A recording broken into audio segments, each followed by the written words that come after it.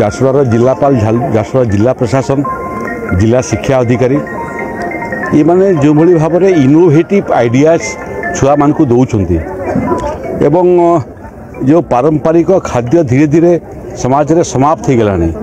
एवं विदेशी खाद्य मुहा हेलेनी समाजटा से समय गोटे पारंपरिक खाद्य प्रस्तुत करिवार छुआ मानकर जो प्रयास एवं बहुत उच्च कोटिर स्वादिष्ट व्यंजन प्रस्तुत करिवारे मत लगुच झारसुगुड़ा छात्र मैंने बहुत चमत्कार करमिति शिक्षा क्षेत्र में जातीय स्तर में झारसुगुड़ा